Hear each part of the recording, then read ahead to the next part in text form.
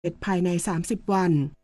นางสาวรัชดาธนาดิเรกโฆษกประจำสำนักนายกรัฐมนตรีเปิดเผยว่าก่อนเริ่มประชุมคณะรัฐมนตรีวันนี้นายอนุทินชาญวีรกูลนายกรัฐมนตรีและรัฐมนตรีว่าการกระทรวงมหาดไทยได้นำคณะรัฐมนตรีร่วมยืนสงบนิ่งเป็นเวลา1 นาทีเพื่อแสดงความอาลัยต่อผู้เสียชีวิตจากเหตุเพลิงไหม้โรงเบียร์ณลาดพร้าวที่เกิดขึ้นพร้อมทั้งกล่าวย้ำถึงความเสียใจอย่างสุดซึ้งต่อครอบครัวผู้สูญเสียและได้รับบาดเจ็บพร้อมเน้นย้ำว่าเหตุการณ์ดังกล่าวส่งผลกระทบต่อความเชื่อมั่นของประชาชนและภาพลักษณ์ด้านความปลอดภัยของประเทศจึงไม่สามารถปล่อยผ่านได้โดยสั่งการให้ยกระดับแก้ปัญหาเป็นวาระแห่งชาติที่ต้องอาศัยการบังคับใช้กฎหมายอย่างเข้มงวดและเด็ดขาดทั้งนี้ในฐานะรัฐมนตรีว่าการกระทรวงมหาดไทยนายกรัฐมนตรีได้มอบหมายให้กระทรวงมหาดไทยเป็นหน่วยงานหลักบูรณาการร่วมกับกรุงเทพมหานครองค์กรปกครองส่วนท้องถิ่นกรมโยธาธิการและผังเมืองสำนักงานตำรวจแห่งชาติและหน่วยงานที่เกี่ยวข้องเร่งตรวจสอบอาคารและสถานบริการทั่วประเทศให้แล้วเสร็จภายใน30 วันโดยมุ่งเน้นระบบป้องกันอัคคีภัยทางหนีไฟความจุของอาคารและการปฏิบัติตามกฎหมายอย่างเคร่งครัดพร้อมทั้งรายงานผลให้คณะรัฐมนตรีทราบต่อไปศักดิ์สิทธิ์ประดับศิลป์รายงานคณะรัฐมนตรีเห็นชอบปรับสูตรคำนวณเงินบำนาญชราภาพประกันสังคมเป็นสูตรแคร์มุ่งสร้างความเป็นธรรมและลดความเหลื่อมล้ำผู้ประกันตนร้อยเอกหญิงพัฒดารัตน์ทองสลวยกรรองโฆษกประจำสำนักนายกรัฐมนตรีเปิดเผยว่าคณะรัฐมนตรีเห็นชอบหลักการร่างกฎกระทรวงการจ่ายประโยชน์ทดแทนกรณีชราภาพตามที่กระทรวงแรงงานเสนอเพื่อปรับวิธีคำนวณเงินบำนาญชราภาพของกองทุนประกันสังคมเป็นสูตรแคร์หรือ Career Average Revalued Earnings โดยนำค่าจ้างที่ใช้ส่งเงินสมทบตลอดช่วงการทำงานมาปรับเป็นมูลค่าปัจจุบันก่อนคำนวณค่าเฉลี่ยเพื่อให้การคำนวณเงินบำนาญมีความเป็นธรรมและสะท้อนการส่งเงินสมทบของผู้ประกันตนมากขึ้นลดความเหลื่อมล้ำจากระบบเดิมที่ใช้ค่าจ้างเฉลี่ย60 เดือนสุดท้ายมาตรการดังกล่าวกำหนดให้ผู้ที่ได้รับเงินบำนาญอยู่แล้วจะไม่ได้รับเงินลดลงและผู้ที่จะมีสิทธิ์รับบำนาญภายใน5 ปีแรกหลังกฎหมายมีผลบังคับใช้หากคำนวณตามสูตรเดิมแล้วได้รับเงินมากกว่าสำนักงานประกันสังคมจะชดเชยส่วนต่างเพื่อไม่ให้ผู้ประกันตนได้รับผลกระทบจากการเปลี่ยนผ่านชวิสาประทุมมารายงานรองผู้บัญชาการตำรวจแห่งชาติลงพื้นที่จังหวัดเชียงรายตรวจสอบกรณีมีผู้ประกอบการบางรายสำแดงเอกสารส่งออกน้ำมันไปยังสาธารณรัฐประชาธิปไตยประชาชนลาวแต่พบปลายทางอยู่เมียนมาพลตำรวจเอกทัชชัยปีตานีระบุตรรองผู้บัญชาการตำรวจแห่งชาติลงพื้นที่อำเภอเชียงแสนจังหวัดเชียงรายตรวจสอบการส่งออกน้ำมันเชื้อเพลิงทางเรือในแม่น้ำโขงหลังพบผู้ประกอบการบางรายสำแดงเอกสารว่าส่งออกไปยังสปป.ลาวแต่ตรวจสอบเส้นทางพบว่าปลายทางที่แท้จริงอยู่ในประเทศเมียนมาซึ่งไทยมีมาตรการงดส่งออกน้ำมันตั้งแต่วันที่5 กุมภาพันธ์ 2568เพื่อสกัดกั้นเครือข่ายอาชญากรรมข้ามชาติและแก๊งคอลเซ็นเตอร์การตรวจสอบครั้งนี้มีตำรวจภูธรภาค 5 ตำรวจภูธรจังหวัดเชียงรายและด่านศุลกากรเชียงแสนร่วมดำเนินการโดยข้อมูลจากศูนย์ปราบปรามน้ำมันเถื่อนพบว่าเรือบรรทุกน้ำมันบางลำแจ้งปลายทางไปยังลาวแต่กลับนำส่งต่อไปยังเมียนมาพลตำรวจเอกทัชชัยได้กล่าวว่าขณะนี้ยังไม่มีการจับกุมแต่ได้เข้าไปตรวจสอบและรวบรวมข้อมูลจากเรือที่เกี่ยวข้องโดยเรือ1 ลำสามารถบรรทุกน้ำมันได้ประมาณ 400,000 ลิตรข้อมูลเบื้องต้นคาดว่าปริมาณน้ำมันที่มีการลักลอบส่งต่ออาจสูงถึงหลาย10 ล้านลิตรวสินทร์ คัมภีรวงศ์ สวท เชียงรายรายงานปิดไฟปิดแอร์เมื่อไม่ใช้ช่วยประหยัดค่าไฟลดการใช้พลังงานจบข่าวอรัญญาชมชื่นอ่านรับฟังข่าวครั้งต่อไปเวลา 17 นาฬิกาค่ะติดตามข่าวที่นำเสนอไปแล้วได้ที่ www.thainews.prd.go.th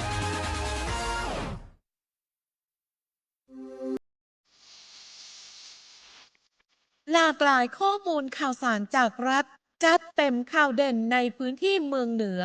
เวลาดี 4 โมงแรงในรายการอู้ข่าวเจ้าเหนือทางสถานีวิทยุแห่งประเทศไทยภาคเหนือตอนบน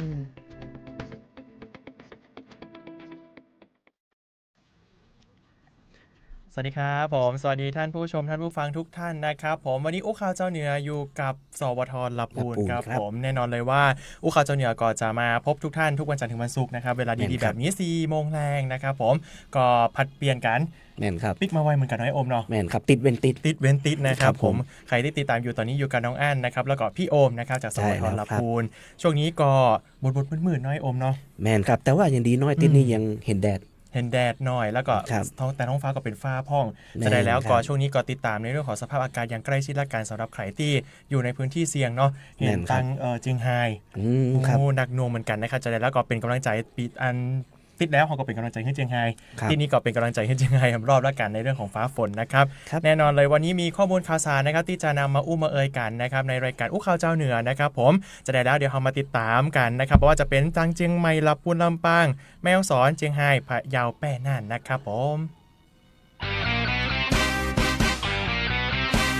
อู้ข่าวเจ้าเหนือช่วงข่าวสารบ้านเฮาเจียงใหม่ลำพูนลำปางแม่ฮ่องสอนมาแล้วครับผมแน่นอนเลยว่าบ้านเฮาเนาะภาคเหนือก็จะเป็นพื้นที่ที่มีในเรื่องของจุดเด่นก็คือการท่องเที่ยวใช่แล้วครับแล้วก็ในส่วนของเชียงใหม่วันนี้นะครับมีข่าวในเรื่องของการท่องเที่ยวแต่เป็นข่าวที่ต้องเป็นการจับนะในเรื่องของการกระทำผิดเนาะทางตำรวจท่องเที่ยวของเชียงใหม่นะครับบุกรวบนะครับต่างด้าวลักลอบทำทัวร์เถื่อนเป็นไกด์เถื่อนนะครับกลางวัดเจดีย์หลวงเลยครับครับผมตำรวจท่องเที่ยวเชียงใหม่นะครับจับกุมชายชาวเมียนมานะครับผมลักลอบประกอบธุรกิจนำเที่ยวแล้วก็ทำหน้าที่เป็นมัคคุเทศก์นะครับหรือว่าไกด์นำเที่ยวนั่นเองโดยบ่ได้รับอนุญาตแล้วก็กฎหมายการประกอบธุรกิจของคนต่างด้าวนะครับผมวันที่14ก็คือวันนี้เลยนะครับผมพลตำรวจตรีนะครับโอฬารเอี่ยมประภาสนะครับผมผู้บังคับการตำรวจท่องเที่ยว2กองบัญชาการตำรวจท่องเที่ยวเปิดเผยว่าเจ้าหน้าที่ตำรวจท่องเที่ยวนะครับสถานีตำรวจท่องเที่ยว1กองบังคับการ2กองบังคับการตำรวจท่องเที่ยว2แล้วก็ชุดสืบสวนดำเนินการวางแผนนะครับเข้าจับกุมผู้ลักลอบประกอบธุรกิจนำเที่ยวแล้วก็ไกด์เถื่อนอย่างต่อเนื่องเนาะเพื่อควบคุมนะครับแล้วก็คุ้มครองนักท่องเที่ยวสร้างความเป็นธรรมแก่ผู้ประกอบการที่ดำเนินธุรกิจอย่างถูกต้องตามกฎหมายแล้วก็ยกระดับมาตรฐานการท่องเที่ยวของประเทศไทยให้มีคุณภาพแล้วก็มีความน่าเชื่อถือนะครับโดยในวันที่13ที่ผ่านมานะครับเจ้าหน้าที่ก็ได้ปลอมตัวเป็นนักท่องเที่ยวชาวเม็กซิโกเพื่อจะตรวจสอบพฤติการนะครับผมผลการปฏิบัตินะครับผมสามารถจับกุมซึ่งเป็นชื่อนายโซโมอองนะครับผมอายุ39ปีสัญชาติเมียนมานะครับได้บริเวณภายในวัดเจดีย์หลวงตำบลพระสิงห์อำเภอเมืองเชียงใหม่ซึ่งก็เป็นสถานที่ท่องเที่ยวของจังหวัดเชียงใหม่เนาะที่สำคัญนะครับผมหลังพบว่ามีพฤติการนะครับลักลอบรับนักท่องเที่ยวแล้วก็นำเที่ยวนะครับโดยไม่ได้รับอนุญาตโดยเจ้าหน้าที่นะครับได้แจ้งข้อกล่าวหาประกอบด้วยนะครับประกอบธุรกิจนำเที่ยวโดยได้รับใบอนุญาตตามพรบธุรกิจนำเที่ยวและก็มัคคุเทศก์ประจำปี 2551ทำหน้าที่เป็นมัคคุเทศก์โดยบ่ได้รับใบอนุญาตเนาะใช้รถไม่ตรงตามที่จดทะเบียนไว้ตามพรบรถยนต์ปี 22เป็นคนต่างด้าวนะครับทำงานโดยบ่มีใบอนุญาตทำงานหรือทำงานนอกเหนือจากสิทธิ์ที่ได้รับแล้วก็เป็นคนต่างด้าวประกอบธุรกิจโดยฝ่าฝืนพรบการประกอบธุรกิจของคนต่างด้าวภายหลังการจับกุมนะครับผมเจ้าหน้าที่ก็ได้นำตัวผู้ต้องหาส่งพนักงานสอบสวนสถานีตำรวจภูธรเมืองเชียงใหม่นะครับเพื่อดำเนินคดีตามกฎหมายต่อไปเนาะเปิ้ลก็มีกฎต่างๆในระเบียบต่างๆออกมาเพื่อที่จะให้กลุ่มคนที่เป็นต่างด้าวเนาะในการที่จะประกอบอาชีพอันนี้ก็เป็นการลักลอบที่จะไปนำเที่ยวเป็นมัคคุเทศก์นั่นเองครับผมยังอยู่ที่จังหวัดเชียงใหม่แต่ว่าเราไปกันที่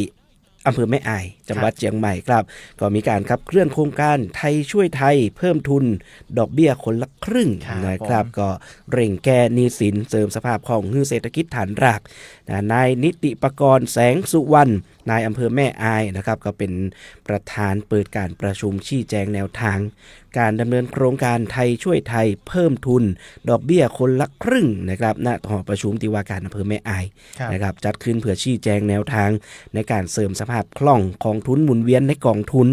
และก็เป็นการสนับสนุนให้กองทุนหมู่บ้านและชุมชนเมืองสามารถช่วยลดภาระค่าใช้จ่ายในการกู้ยืมเงินบัญชีที่1นะให้แก่สมาชิกนะครับซึ่งก็เป็นแนวทางในการผ่อนคลายวิกฤต เศรษฐกิจระดับฐานรากนะครับแล้วก็เป็นการบรรเทาปัญหาหนี้นอกระบบในหมู่บ้านและชุมชนนะสำหรับการประชุมในครั้งนี้นะครับก็เป็นการชี้แจงกรอบแนวทางการปฏิบัติให้แก่ผู้ที่มีส่วนเกี่ยวข้องในพื้นที่อำเภอแม่อายนะคือได้หู้ถึงรายละเอียดการขั้นตอนการนะครับขั้นตอนการอนุมัติวงเงินกู้ยืมและก็การจัดสรรงบประมาณเพิ่มเติมของแต่ละกองทุนหมู่บ้านนะครับซึ่งการดำเนินโครงการดังกล่าวนี่ก็เป็นไปตามคำแถลงนะของนโยบายนะครับโครงการนี้เปิ้นก็เน้นบูรณาการการทำงานให้สอดรับกับวิธีคิดเศรษฐกิจจะนี่นะครับก็เป็นไปตามคำแถลงนโยบายของรัฐบาลนายอนุทินชาญวิรากูลซึ่งก็ได้แถลงไว้เมื่อ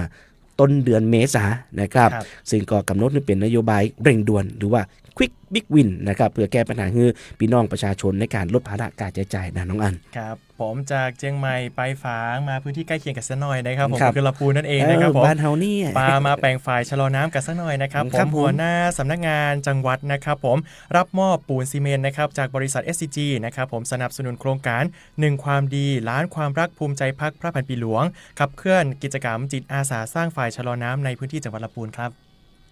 ในวันนี้เลยนะครับประมาณ 10 โมงนอกบริเวณหน้าหอประชุมจังหวัดลำพูนนะครับศาลากลางจังหวัดลำพูนท่านปิยพงษ์ชูวงศ์ผู้ว่าราชการจังหวัดลำพูนของเฮาก็มอบหมายให้หัวหน้าสำนักงานจังหวัดนะครับผมท่าน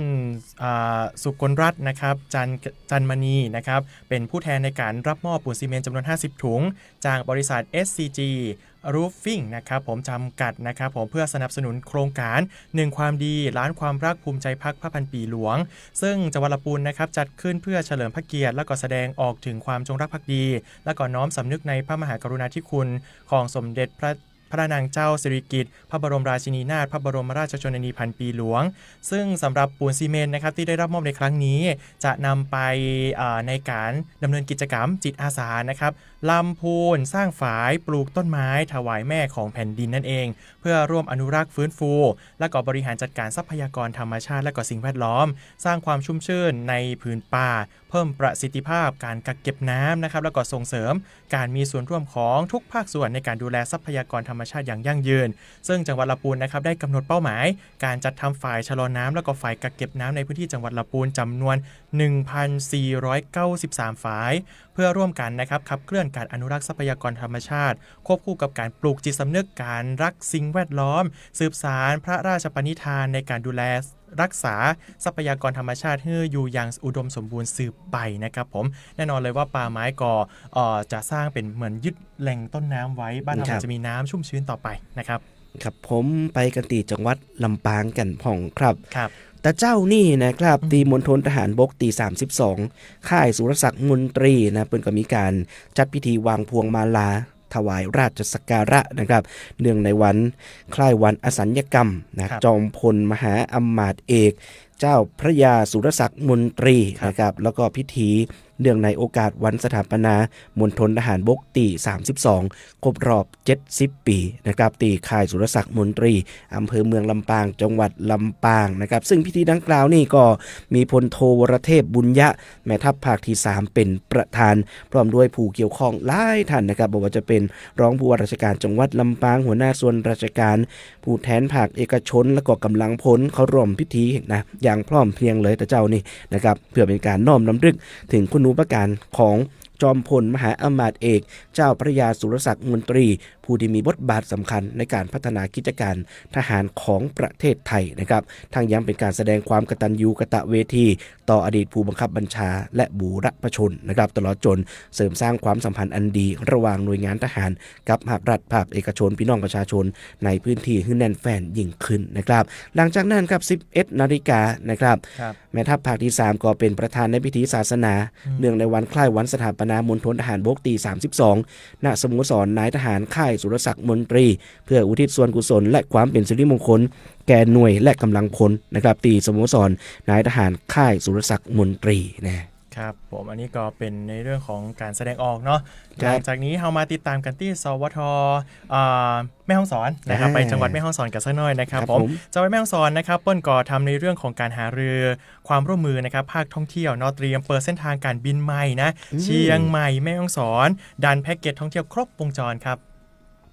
มาจนแม่ฮ่องสอนกันสักหน่อยนะครับผมเดินหน้าส่งเสริมการท่องเที่ยวจัดประชุมหารือความร่วมมือนะครับผมระหว่างสายการบินภาคธุรกิจ ท่องเที่ยวแล้วก็หน่วยงานที่เกี่ยวข้องนะครับเพื่อเตรียมความพร้อมรองรับการเปิดเส้นทางบินนะครับเชียงใหม่แม่ฮ่องสอนพร้อมพัฒนานะครับแพ็กเกจท่องเที่ยวแบบครบวงจรกระตุ้นการเดินทางและก็เศรษฐกิจในพื้นที่ครับผมวันนี้ก็มีการประชุมนะครับผมโดยมีรองผู้ว่าราชการจังหวัดแม่ฮ่องสอนนะครับผมท่านอุดมศักดิ์ขาวหนูนานะครับผมเป็นประธานการประชุมร่วมกับสมาชิกสภาผู้แทนราษฎรจังหวัดแม่ฮ่องสอนเขต1ผู้บริหารสายการบิน Easy Airline นะครับหัวหน้าส่วนราชการและก็ผู้บริหารองค์กรปกครองส่วนท้องถิ่นหอการค้าจังหวัดผู้ประกอบการด้านการท่องเที่ยวและก็หน่วยงานที่เกี่ยวข้องนะครับผมการประชุมตัวนี้นะครับผมมีการหารือแนวทางจัดทำ Bundle Package นะครับผมหรือว่าแพ็กเกจท่องเที่ยวแบบบูรณาการโดยเชื่อมโยงนะครับความร่วมมือระหว่างสายการบินโรงแรมร้านอาหารสถานที่ท่องเที่ยวและก็บริษัทนำเที่ยวเพื่ออำนวยความสะดวกนะครับให้กับนักท่องเที่ยวที่จะมา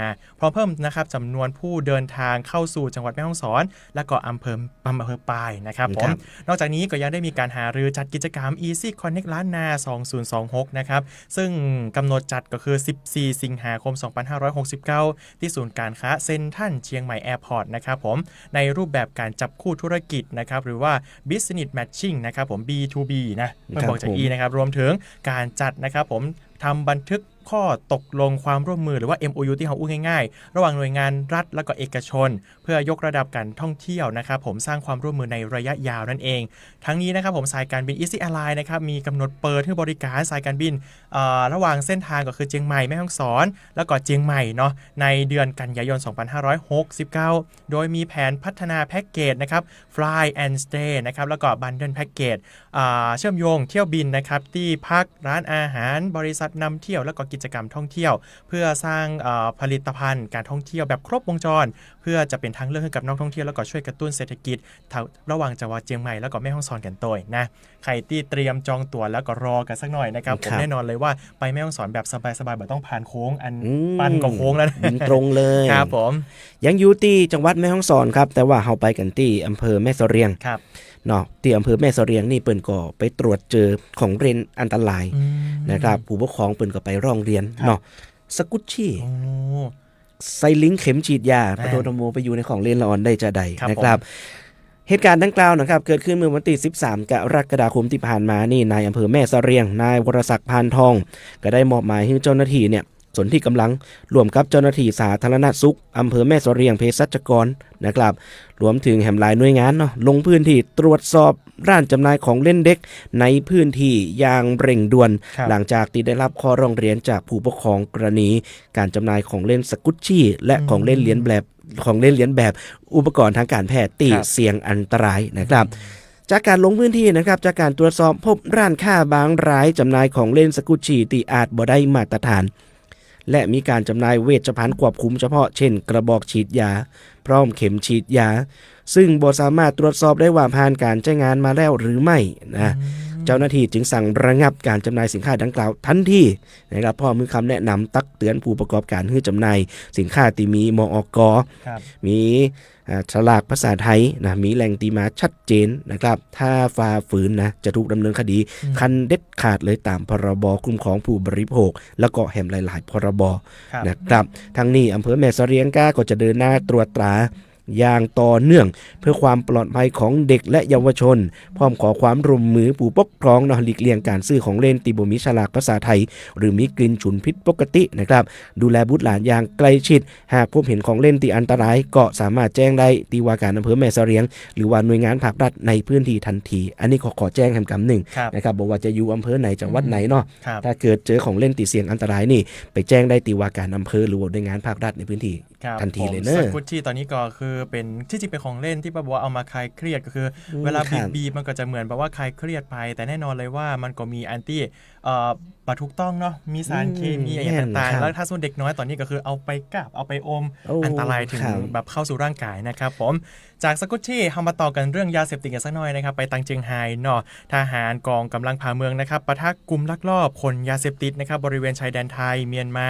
ที่แม่สายนะครับหลังพบชายต้องสงสัย 6-7 คนเลยนะครับแบกกระสอบลุยน้ำลวกนะครับผมลำน้ำลวกเข้าฝั่งไทยพร้อมตรวจยึดนะครับไอซ์ได้ประมาณ80กิโลกรัมครับผมวันนี้เลยนะครับผมช่วงเวลาประมาณ 5:00 เจ้าหน้าที่นะครับผมเจ้าหน้าที่ทหารกองร้อยทหารม้าที่4หน่วยเฉพาะกิจ ทัพเจ้าตากนะครับจัดกำลังตรวจสอบนะครับตรวจบริเวณชายแดนไทยเมียนมานะครับพื้นที่ท่าข้ามนะครับบ้านร้องนะครับผมซอย1บ้านม่วงคำหมู่ที่12ตำบลเกาะช้างอำเภอแม่สายจังหวัดเชียงรายนะครับระหว่างปฏิบัติหน้าที่นะครับเจ้าหน้าที่ก็ตรวจพบคนนะครับบุคคลประมาณ 6-7 คนแบกวัตถุต้องสงสัยลุยน้ำแม่รวกนะครับแม่น้ำรวกนะครับผมจากฝั่งประเทศเพื่อนบ้านนะครับเข้ามายังฝั่งไทยจึงแสดงตัวนะครับเพื่อขอตรวจค้นแต่กลุ่มบุคคลดังกล่าวนะครับกลับใช้อาวุธปืนบัดทราบชนิดและเกาะขนาดยิงใส่เจ้าหน้าที่นะครับทำให้เกิดการประทะประมาณ5นาทีภายหลังนะครับเสียงปืนสงบเจ้าหน้าที่ทุกนายปลอดภัยดีนะครับผมส่วนกลุ่มบุคคลดังกล่าวนะครับอาศัยความชำนาญในพื้นที่หลบหนีกลับไปได้ต่อมานะครับเวลาประมาณ6 โมงนะครับผมเจ้าหน้าที่ก็เข้าตรวจสอบบริเวณที่เกิดเหตุพบผู้กระทำผิดนะครับได้รับบาดเจ็บหรือเสียชีวิตแต่พบนะครับกระสอบฟางดัดแปลงห่อหุ้มด้วยถุงพลาสติกสีดำจำนวน4 กระสอบภายในบรรจุยาเสพติดนะครับคือโทษประเภทหนึ่งก็คือไอซ์กระสอบละ20 ก้อนน้ำหนักกระสอบละประมาณ20 กิโลเนื้อแบกข้ามน้ำกันมารวมน้ำหนักนะครับโดยประมาณก็คือ80 กิโลกรัมนะครับผมเจ้าหน้าที่จึงตรวจยึดของกลางไว้ทั้งหมดนะครับแล้วก็นำส่งพนักงานสอบสวนสถานีตำรวจภูธรเกาะช้างเพื่อดำเนินการตามกฎหมายแล้วก็ขยายผลติดตามกลุ่มผู้กระทำผิดต่อไปนะครับผมช่วงนี้ก็จะเจอในเรื่องของยาเสพติดเนื่องจากว่าเจียงไฮ้ก็เป็นพื้นที่ที่มีติดชายแดนครับผมครับแล้วก็ถัดจากเชียงรายก็มาเป็นพะเยาครับผมพะเยาก็มีข่าวในเรื่องของยาเสพติดเช่นกันวันนี้มามานะครับคุณผู้ฟังจังหวัดพะเยาก็เดินหน้ายกระดับความเข้มข้นสกัดกั้นยาเสพติดนะมีการบูรณาการทุกภาคส่วนมีการนำสุนัขเคนายรุยตรวจสถานีขนส่งผู้โดยสารนะครับพร้อมกับสุ่มตรวจปัสสาวะคนขับรถทัวร์นั่นก็เป็นการสร้างความมั่นใจให้กับผู้บริโภคและก็พี่น้องประชาชนนะครับยุทธการพิทักษ์เมืองพะเยาประกาศสงครามยาเสพติดเดินหน้าอย่างจริงจังล่าสุดตะวานี่ภายใต้การอำนวยการของนางสาวออนอาภาโลวีระผู้ว่าราชการจังหวัดพะเยาก็ได้สั่งการให้กองกำลังรวมถึงฝ่ายปกครองตำรวจทหารนอกสำนักงานขนส่งจังหวัดพะเยารวมถึงหน่วยงานความมั่นคงนะนำชุดปฏิบัติการพิเศษหงฟ้านะครับพร้อมด้วยสุนัขตำรวจเคนายนะลงพื้นที่ตรวจเข้มข้นที่สถานีขนส่งผู้โดยสารจังหวัดพะเยานะครับการปูพรมตรวจเข้มในครั้งนี้ก็เนื่องมาจากคดีลักลอบขนเฮโรอีนไปยังประเทศออสเตรเลียนะครับซึ่งก็พบว่าผู้เกี่ยวข้องมีภูมิลำเนาอยู่ในพื้นที่จังหวัดพะเยาเนาะแล้วก็ที่ผ่านมาจังหวัดพะเยายังเป็นจุดนะครับที่มีการจับกุมยาเสพติดล็อตใหญ่ได้อย่างต่อเนื่องเจ้าหน้าที่ก็ต้องเร่งสกัดทุกช่องทางโดยเฉพาะระบบขนส่งสาธารณะนะครับซึ่งจากการลงพื้นที่วันนี้นะครับสุนัขเคนายก็เข้าตรวจค้นนะดมกลิ่นตรวจค้นรถโดยสารแล้วก็สัมภาระอย่างละเอียดกับบ่พบยาเสพติดหรือว่าสิ่งผิดกฎหมายใดๆนะครับขณะเดียวกันก็ได้ทำการสุ่มตรวจปัสสาวะหาสารเสพติดในพนักงานขับรถโดยสาร6 รายผลการตรวจเป็นลบนะครับบ่พบสารเสพติดแต่อย่างใดก็สร้างความอุ่นอกอุ่นใจให้กับผู้ใช้บริการเป็นอย่างมากเลยทีเดียวครับผมหลายๆหน่วยงานก็พยายามที่จะป้องกันแล้วก็แก้ไขในเรื่องของยาเสพติดต่างๆเพื่อเข้ามาสู่ลูกหลานบ้านเฮานะครับผมแน่นอนเลยนะครับว่าช่วงนี้ก็เป็นช่วงกรีนซีซั่นเนาะถึงแม้จะเป็นกรีนซีซั่นบ้านเฮาก็มีแหล่งท่องเที่ยวเยอะนะครับผมทางจังหวัดแพร่นะครับผมสำนักงานวัฒนธรรมจังหวัดแพร่นะครับจัดประชุมเชิงปฏิบัติการออกแบบเส้นทางท่องเที่ยวนะครับผมร้อยเรียงรอยผ้าล้านนาตะวันออกนะครับผมต่อยอดทุนวัฒนธรรมสู่การท่องเที่ยวเชิงสร้างสรรค์ครับผมที่โรงแรมแพร่นครานะครับอำเภอเมืองแพร่นะครับผมสำนักงานวัฒนธรรมจังหวัดแพร่จัดการประชุมเชิงปฏิบัติการจัดทำข้อมูลเส้นทางท่องเที่ยวเชื่อมโยงเรื่องนะครับผมร้อยเรียงรอยผ้าล้านนาตะวันออกนะครับผมภายใต้โครงการส่งเสริมการท่องเที่ยวเชิงสร้างสรรค์และก็พัฒนาการตลาดเพื่อส่งเสริมการท่องเที่ยวยั่งยืนกิจกรรมหลักนะครับผมพัฒนาอัตลักษณ์วัฒนธรรมประเพณี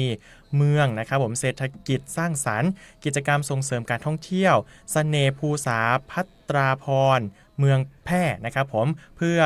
รวบรวมนะครับองค์ความรู้แล้วก็ร่วมกันออกแบบเส้นทางท่องเที่ยวนะครับเชิงวัฒนธรรมที่สะท้อนอัตลักษณ์ของจังหวัดแพร่แล้วก็พื้นที่ล้านนาตะวันออกนะครับโดยมีนางสาวทัศนีดอนเนตรนะครับผมวัฒนธรรมจังหวัดแพร่เปิดประชุมนอกจากนี้นะครับผมก็มีการบรรยายในหัวข้อถอดรหัสรากเหง้าผ้าพื้นเมืองแพร่นะครับผมในดินแดนล้านนาตะวันออกโดยนะครับอาจารย์ โกมลพานิชพันธ์นะครับผมนักวิชาการท้องถิ่นที่ปรึกษาด้านวัฒนธรรมผู้เชี่ยวชาญด้านผ้าเมืองแป้นะครับแล้วก็ผู้ทรงความรู้ทางวัฒนธรรมจังหวัดแป้การบรรยายนะครับในหัวข้อพลิกทุนวัฒนธรรมสู่การท่องเที่ยวเชิงสร้างสรรค์นะครับผมโดยนักวิชาการท้องถิ่นที่ปรึกษาด้านวัฒนธรรมผู้เชี่ยวชาญเหมือนกันเลยนะครับผมแล้วก็ผู้ทรงคุณวุฒิต่างๆด้วยกันนะครับผมรวมไปถึงนะครับก่อนเข้าสู่การประชุมเชิงปฏิบัติการเพื่อร่วมออกแบบเส้นทางท่องเที่ยวเชื่อมโยงร้อยเรียงรอยผ้าโดยนะครับคุณพานุมาศยานวุฒินะครับผมเจ้าของแบรนด์โทนคลามแพร่นะครับผมขออภัยตัวแรกกันถ้าชื่อแบบอ่านชื่อบ่ถูกเนาะชื่อบ่ถูกนี่ต้องโทษพี่ลุพรสุดซอยนะครับผมต้องอ่านถึงแล้วนะครับผมครั้งนี้นะครับผมเพื่อแลกเปลี่ยนในเรื่องของความคิดเห็นแล้วก็กำหนดนะครับแนวทางการพัฒนาเส้นทางท่องเที่ยวที่สามารถเชื่อมโยงมิติด้านประวัติศาสตร์วัฒนธรรมแล้วก็ภูมิปัญญาในเรื่องของผ้าเมืองแป้นะครับผมให้เกิดมูลค่าเพิ่มด้านการท่องเที่ยวอย่างยั่งยืนนั่นเองครับผม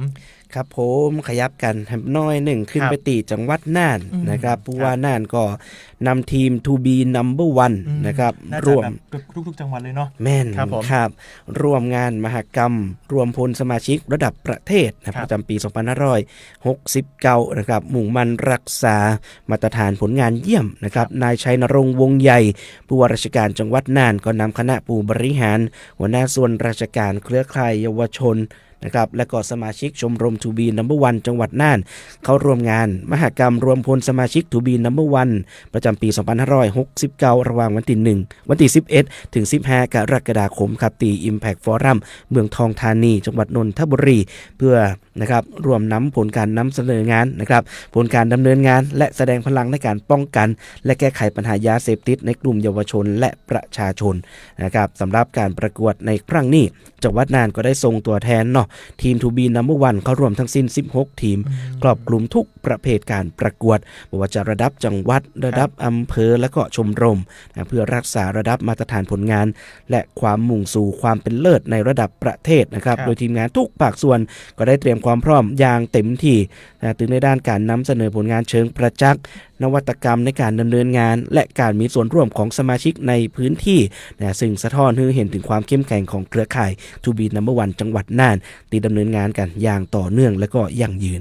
ทั้งท่านผู้ว่าราชการจังหวัดน่านนะครับก็ได้เขาร่วมงานในครั้งนี้เพิ่นก็ได้กล่าวว่าการร่วมงานในครั้งนี้นะไม่ใช่เพียงการมาประกวดเพื่อรักษาตำแหน่งเท่านั้นนะครับแต่เป็นการแสดงให้เห็นถึงความร่วมมือร่วมใจของพี่น้องชาวน่านที่ร่วมกันสร้างภูมิคุ้มกันให้แก่เด็กและเยาวชนให้ห่างไกลจากยาเสพติดนะครับโดยจัดกิจกรรมสร้างสรรค์ภายใต้โครงการ To Be Number One เป็นสื่อกลางนะครับก็ขอเชิญชวนพี่น้องชาวน่านแล้วก็ผู้ที่สนใจนะครับร่วมส่งแรงใจแรงเชียร์ให้แก่ตัวแทนทั้ง16ทีมของเฮาในการนำเสนอผลงานบนเวทีระดับประเทศเพื่อสร้างชื่อเสียงและก็นำความภาคภูมิใจกลับไปสู่จังหวัดน่านของเฮานะครับซึ่งกิจกรรมภายในงานนอกเหนือจากจะมีการประกวดผลการดำเนินงานแล้วยังมีการมีนิทรรศการแสดงผลงานเด่นจากทั่วประเทศมีการแลกเปลี่ยนการเรียนรู้การดำเนินงานของชมรมนะครับประเภทต่างๆนะครับการแสดงจากน้องๆเยาวชนสมาชิกชมรมที่มีความสามารถโดดเด่นนะครับน้องอันนี่แหละครับผมก็ To Be Number One ก็เป็นกิจกรรมนะครับที่ทุนกระหม่อมคุณกระหม่อมหญิงอุบลรัตน์เขาได้จัดทำขึ้นมาแล้วก็เอามาส่งเสริมในเรื่องของกิจกรรมในจังหวัดนะครับเพื่อที่จะให้เยาวชนในจังหวัดนะครับห่างไกลจากยาเสพติดแสดงแล้วก็ช่วยกันสนับสนุนและการหากน้องๆคนไหนที่แบบว่ามีความสามารถหรือว่าอยากจะหาพื้นที่ในการที่จะแสดงออกความสามารถของตัวเก่า To Be Number One ก็เป็นอีกหนึ่งชมรมละกันที่จะเป็นทางเลือกหนึ่งที่ให้น้องๆได้เข้าไปร่วมช่วงนี้ก็จะเห็นข่าวๆอันนึงที่อาจจะแบบฮอตฮิตในโลกออนไลน์แล้วก็ต้องก่อนอื่นต้องแสดงความเสียใจกับผู้ที่สูญเสียตัวละกันในเรื่องของไฟไหม้ที่ลาดพร้าวนะครับผมวันนี้เลยเอามาฝากกันท้ายๆนะครับผมว่าถ้าเกิดอัคคีภัยตอนนี้อาจจะต้องสำรวจหมู่บ้านของตัวเก่าสักหน่อยว่าไฟสายไฟอะไรต่างๆมันแบบว่าเก่าก่อจะได้แล้วก่อนสำรวจกันสักหน่อยนะครับแต่หากเกิดอัคคีภัยจริงเฮาบ่อยากมันเกิดหรอกแต่ถ้ามันเกิดจริงๆอย่างแรกคือตั้งสติก่อนครับผมสติเป็นเรื่องสำคัญมากๆนะครับอย่างที่2ก็คือการก้มต่ำแล้วก็คลานออกมาหรือว่าถ้าสมมติเราหาน้ำหรือว่าผ้าบางได้ก็เอาชุบน้ำแล้วก็เอามาปิดจมูกปิดปากเพื่อที่จะให้ควันไม่ได้เข้าไปในร่างกายของเฮานะครับผมรวมไปถึงห้ามใช้ลิฟต์เพราะอย่างนะครับผมบางทีมันอาจจะเกิดไฟไหม้ไฟดับหรือลิฟต์อาจจะหลุดตกลงมาได้อันนี้อาจจะต้องระวังนะครับผมแล้วถ้าหากไฟติดเสื้อผ้าของเฮาอย่าลืมนะครับผมก็คือหยุดแล้วก็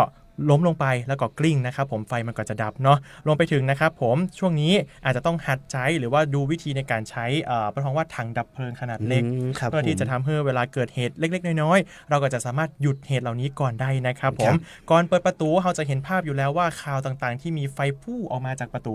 อันนี้ต้องบอกว่ามันเกิดจากการปฏิกิริยาของออกซิเจนที่มันเข้าไปแทนที่เนาะดังนั้นแล้วถ้าสมมติมันเกิดอัคคีภัยจริงๆแล้วเราจะต้องออกมาจากบริเวณนั้นค่อยๆเปิดนะครับผมห้ามเปิดแรงเกินไปถ้าออกซิเจนมันเข้าไปเยอะมันก็จะเกิดภาพเหมือนที่เราเห็นในภาพข่าวใช่ครับนั่นแหละครับผมแล้วก็อย่าหนีเข้าห้องน้ำนะครับ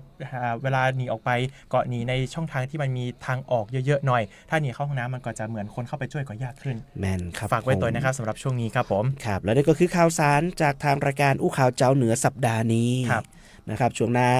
ติดตามรายการใต้ร่มพระบารมีพันปีหลวงนะครับวันนี้ก็เป็นจากทางสวทสตูลนะไปติดตามกันได้สำหรับรายการอู้ข่าวเจ้าเหนือวันนี้ผมดีเจโอมวุฒิชัยพงศ์วุฒิศักดิ์ครับผมดีเจน้องอั้นอธิวัฒน์กันทปิงครับผมลาคุณผู้ชมคุณผู้ฟังไปก่อนสวัสดีครับสวัสดีครับ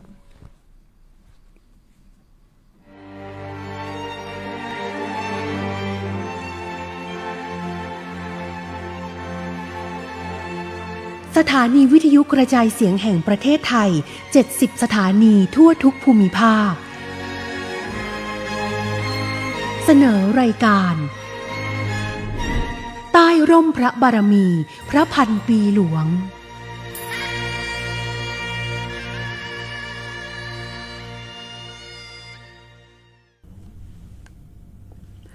สวัสดีค่ะขอต้อนรับทุกท่านเข้าสู่รายการใต้ร่มพระบารมีพระพันปีหลวงเพื่อร่วมน้อมรำลึกถึงพระมหากรุณาธิคุณอันหาที่สุดมิได้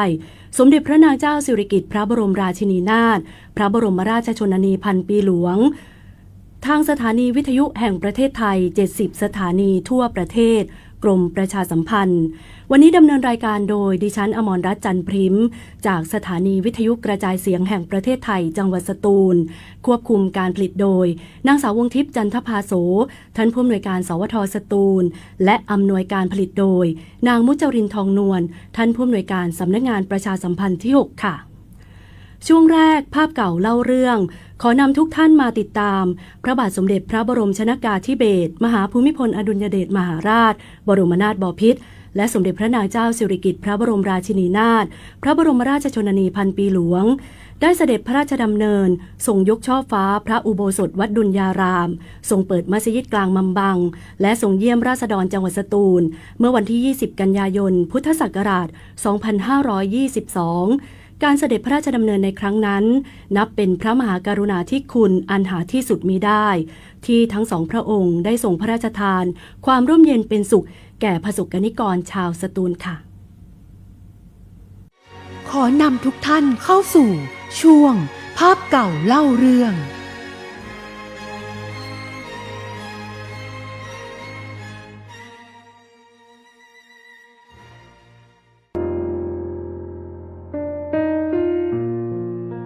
ย้อนกลับไปเมื่อวันที่20กันยายนปีพุทธศักราช2500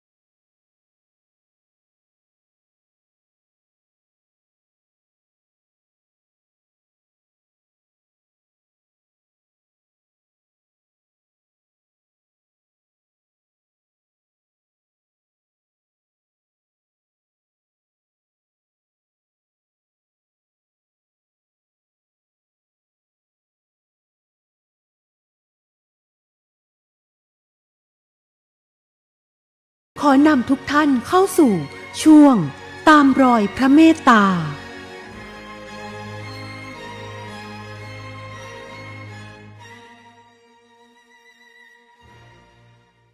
ในช่วงที่ 2 ของรายการใต้ร่มพระบารมีพระพันปีหลวงกับช่วงตามรอยพระเมตตาในวันนี้ขอนำทุกท่านติดตามความรู้สึกของนายสำริดเลียงประสิทธิ์นายกองค์การบริหารส่วนจังหวัดสตูลที่ซาบซึ้งในพระมหากรุณาธิคุณพร้อมกล่าวถึงความประทับใจ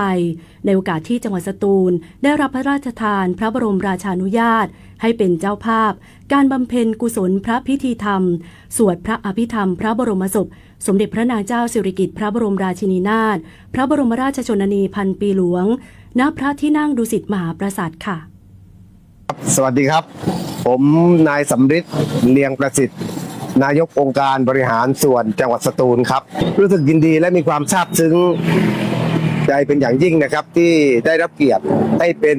เจ้าภาพในการสวดพระอภิธรรมพระบรมศพครับโครงการพระราชดำริของสมเด็จพระพันปีหลวงในพื้นที่จังหวัดสตูลนะครับก็มีโครงการปลูกปาล์มน้ำมันแห่งแรกของจังหวัดสตูลและของประเทศไทยนะครับที่นิคมพัฒนาภาคใต้อำเภอควนกาหลงนะครับและโครงการก่อสร้างอ่างเก็บน้ำที่บ้านน้ำหรานะครับอำเภอควนกาหลงนะครับซึ่งช่วยให้พี่น้องเกษตรกรได้รับน้ำในการอุปโภคบริโภคและช่วยเหลือในการเกษตรครับพระบรมราโชวาทก็ที่ท่านตรัสว่าในหลวงเป็นน้ำใช่ไหมครับแล้วก็สมเด็จพระพันปีเป็นป่านะครับจะคุ้มครองดูแลซึ่งกันและกันครับขอปฏิญาณตนว่าจะปฏิบัติหน้าที่เป็นข้าราชการที่ดีนะครับมีความซื่อสัตย์สุจริตต่อชาติและประชาชนนะครับจะทำหน้าที่ดูแลรับใช้พี่น้องประชาชนตามหลักเศรษฐกิจพอเพียงนะครับตามหลักศาสนาและตามพระบรมราโชวาทที่ทั้งสองพระองค์ทรงให้ไว้ครับจำได้ว่าตอนนั้นเนี่ยเสด็จที่มัสยิดมัมบังนะครับจังหวัดสตูลก็มามีปลูกต้นไม้เป็นที่ระลึกไว้ด้วยซึ่งปัจจุบันเนี่ยพวกเราชาวสตูลก็ได้ดูแลต้นไม้ต้นนั้นนะครับให้เติบโตเป็นร่มโพร่มไทรของคนสตูลมาถึงตราบเท่าทุกวันนี้ครับก็รู้สึกซาบซึ้งในพระมหากรุณาธิคุณนะครับขององค์พระมหากษัตริย์ไทยนะครับที่ทุกพระองค์นะครับต่างล้วนแต่เป็นห่วงเป็นใยแล้วก็ดูแลพี่น้องประชาชนคนไทยอย่างดีตลอดมาไม่บกพร่องเลยครับไม่เคยแบ่งแยกชาติศาสนาด้วยครับด้วยความยินดีครับพวกเราจะจงรักภักดีต่อท่านตลอดไปครับ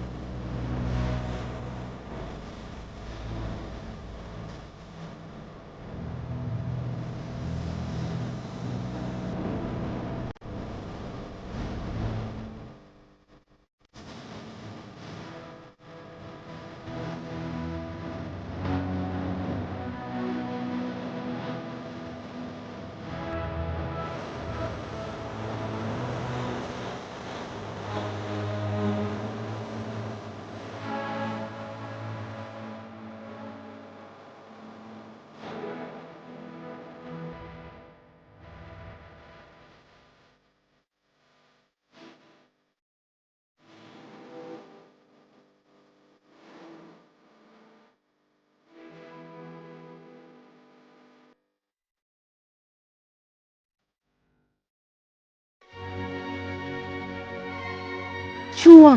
สานต่อพระราชปณิธาน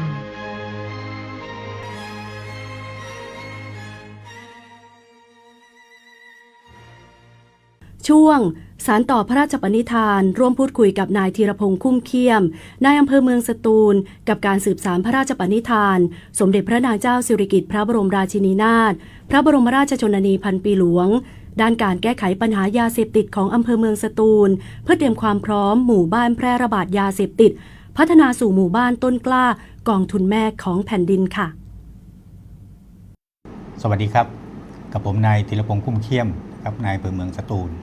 นะครับสำหรับการดำเนินงานของกองทุนแม่ของแผ่นดินอำเภอเมืองสตูลนั้นนะครับอำเภอเมืองสตูลเรามีทั้งหมด12ตำบล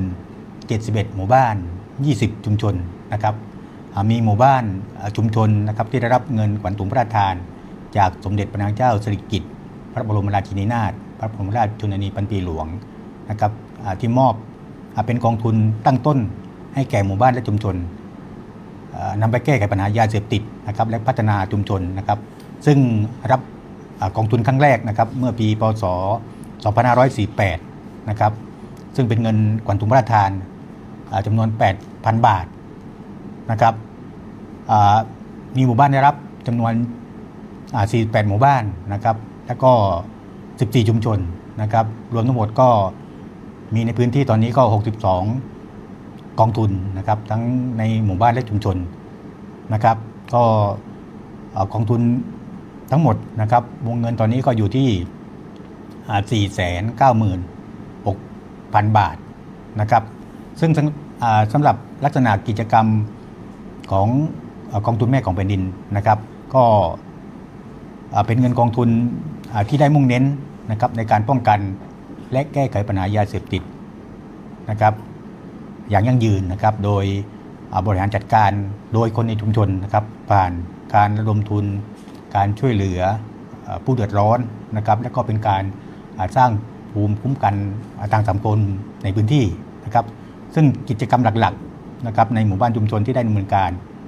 ก็ได้แก่นะครับหนึ่งก็การจัดตั้งและสมทบกองทุนนะครับโดยนำเงินขวัญถุงพระราชทานมาเป็นทุนตั้งต้นนะครับในการจัดกิจกรรมในพื้นที่นะครับก็เรียกก็มีสองลักษณะคือทุนปัญญานะครับแล้วก็ทุนศรัทธานะครับทุนปัญญาก็มีการจัดกิจกรรมนะครับเพื่อหาเงินสมทบทุนกองทุนแม่ก็มีการวิ่งจำหน่ายเสื้อนะครับแล้วก็ทุนศรัทธาก็ชาวบ้านบริจาคเพิ่มเติมสมทบนะครับเพื่อนำเงินให้ตรงนั้นมันเพิ่มขึ้นนะครับและก็กิจกรรมที่ดำเนินการก็มีการประชุมประชาคมนะครับหมู่บ้านนะครับเวทีแลกเปลี่ยนเรียนรู้นะครับให้ความรู้เกี่ยวกับโทษพิษภัยของยาเสพติดนะครับแล้วก็การเฝ้าระวังแจ้งเบาะแสนะครับแล้วก็การสอดส่องดูแลบุตรหลานนะครับที่เข้าไปเกี่ยวข้องยาเสพติดนะครับแล้วก็มีการจัดตั้งจุดตรวจจุดสกัดร่วมกันนะครับของกำนันผู้ใหญ่บ้านนะครับแล้วก็ชุดจรบหมู่บ้านนะครับแล้วก็ส่งเสริมการเล่นกีฬาในชุมชนนะครับเพื่อให้เยาวชนได้มีพื้นที่นะครับและใช้เวลาว่างให้เป็นประโยชน์นะครับแล้วก็การตรวจสุขภาพกองทุนนะครับก็ได้มีการประเมินนะครับผลการดำเนินงานและก็การบริหารจัดการการใช้จ่ายเงินของกองทุนโดยคณะกรรมการกองทุนนะครับเพื่อให้เกิดความโปร่งใสนะครับตรวจสอบได้นะครับแล้วก็การพัฒนาศักยภาพชุมชนนะครับฝึกอบรมผู้นำชุมชนนะครับให้มีความรู้ในการดำเนินงานนะครับแล้วก็พัฒนาให้เป็นศูนย์เรียนรู้นะครับแล้วก็เป็นศูนย์ต้นแบบในการศึกษาดูงานในพื้นที่ด้วยนะครับแล้วก็ที่สำคัญนะครับการสร้างอาชีพนะครับและยกระดับคุณภาพชีวิตซึ่งนำเงินกองทุนไปใช้ประกอบช่วยเหลือผู้ด้อยโอกาสนะครับเพื่อให้มีอาชีพนะครับรวมถึงการส่งเสริมครัวเรือนที่กลุ่มเปราะบางหรือกลุ่มที่ค่อนข้างที่จะช่วยเหลือตัวเองไม่ค่อยได้เนี่ยตรงนี้ต้องใช้เงินตรงนี้มาช่วยเหลือในชุมชนนะครับเพื่อเกิดความรักความสามัคคีในพื้นที่นะครับ ครับสำหรับในพื้นที่อำเภอเมืองสตูลนะครับกองทุนแม่ของแผ่นดินนะครับที่ได้รับรางวัลดีเด่นระดับจังหวัดนะครับและก็มีต่างพื้นที่นะครับเป็นจังหวัดสงขลานะครับพัทลุงและนครศรีธรรมราชนะครับซึ่งก็เป็นกองทุนแม่ในต่างจังหวัดนะครับเข้ามาศึกษาดูงานนะครับเรียนรู้ความสำเร็จของกองทุนแม่ของแผ่นดินในพื้นที่อำเภอเมืองสตูลเรานะครับคือกองทุนแม่ของแผ่นดินนะครับหมู่ที่5บ้านใหม่นะครับตำบลควนโพนะครับซึ่งส่วนนี้เป็นพื้นที่ศึกษาดูงานนะครับของหลายๆชุมชนที่เข้ามาในพื้นที่จังหวัดสตูลเรานะครับก็จุดเด่นของกองทุนแม่ของแผ่นดินบ้านใหม่นะครับตำบลควนโพนะครับก็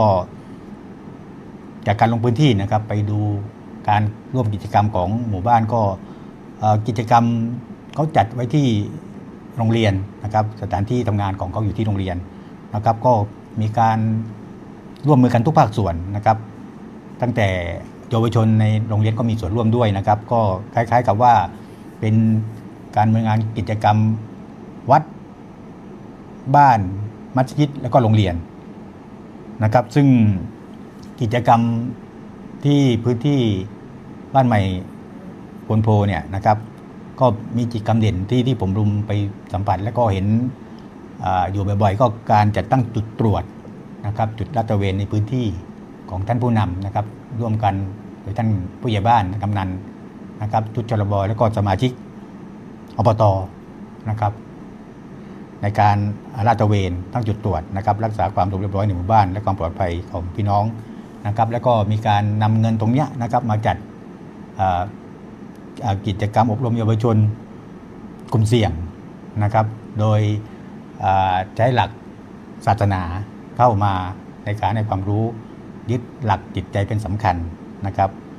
แล้วก็มีการส่งเสริมนะครับการเล่นกีฬาของพื้นที่นะครับระหว่างผู้นำและก็เยาวชนนะครับและกลุ่มอาชีพกลุ่มดนตรีต่างๆก็มามีส่วนร่วมด้วยนะครับซึ่งก็มีความหลากหลายในพื้นที่ที่มีจุดเด่นตรงนี้นะครับแล้วที่สำคัญนะครับทางกองทุนแม่ของแผ่นดินนะครับบ้านใหม่นะครับหมู่ที่5ตำบลควนโพเนี่ยนะครับได้ดำเนินการซึ่งก็เป็นไปตามดำเนินการนะครับตามกระบวนการ10ขั้นตอนนะครับมาตรฐานสู่ความเข้มแข็งนะครับซึ่งก็มาจุดหลักก็เริ่มตั้งแต่ขยายความคิดพิชิตปัญหาและรักษาสถานะชุมชนนะครับซึ่งขยายความคิดเนี่ยทางหมู่บ้านก็ได้ทำความเข้าใจกับทุกครัวเรือนนะครับแล้วก็จัดตั้งคณะกรรมการแล้วก็รับสมัครสมาชิกอันนี้ขั้นขยายความคิดนะครับและขั้นพิชิตปัญหาก็มีการจัดตั้งกฎชุมชนเข้มแข็งนะครับแล้วก็ให้ความรู้เรื่องยาเสพติดนะครับแล้วก็จัดตั้งกองทุนแก้ไขปัญหายาเสพติดนะครับแล้วก็ที่สำคัญคือประชาคมคัดแยกโดยสันติวิธีนะครับขั้นต่อไปคือขั้นรักษาสถานะชุมชนนะครับก็มีการดำเนินกิจกรรมอย่างต่อเนื่องนะครับแล้วก็รับรองครัวเรือนและก็รักษาสถานะของความเข้มแข็งอย่างยั่งยืนตามกระบวนการ10ขั้นตอนนะครับมาตรฐานสู่ความเข้มแข็งนะครับต่อจากนี้นะครับอำเภอเมืองสตูลนะครับก็จะได้ขับเคลื่อนนะครับกองทุนแม่ของแผ่นดินนะครับให้ครอบคลุมเต็มพื้นที่นะครับทุกหมู่บ้านทุกชุมชนนะครับเพื่อให้เป็นไปตามพระราชปณิธานนะครับของสมเด็จพระนางเจ้าสิริกิติ์นะครับพระบรมราชินีนาถพระบรมราชชนนีพันปีหลวงนะครับเพื่อให้เกิดความสุขในพื้นที่ต่อไปครับทุกท่านคะสำหรับช่วงเวลาของรายการใต้ร่มพระบารมีพระพันปีหลวงเพื่อร่วมน้อมรำลึกในพระมหากรุณาธิคุณเป็นล้นพ้นอันหาที่สุดมิได้สมเด็จพระนางเจ้าสิริกิติ์พระบรมราชินีนาถพระบรมราชชนนีพันปีหลวงทางสถานีวิทยุแห่งประเทศไทย70สถานีทั่วประเทศกรมประชาสัมพันธ์วันนี้ทีมงานสวท.สตูลได้หมดเวลาลงแล้วอำนวยการผลิตโดยนางมุจรินทร์ทองนวลผู้อำนวยการสำนักงานประชาสัมพันธ์ที่6 ควบคุมการผลิตโดยนางสาววงทิพย์จันทภาโสท่านผู้อำนวยการสวท.สตูลและดำเนินรายการโดยดิฉันอมรรัตน์จันทร์พริมจากสถานีวิทยุกระจายเสียงแห่งประเทศไทยจังหวัดสตูลขอลาทุกท่านไปก่อนพรุ่งนี้ติดตามรับฟังรายการจากสวท.สระแก้วในช่วงเวลาเดียวกันนี้สำหรับวันนี้สวัสดีค่ะ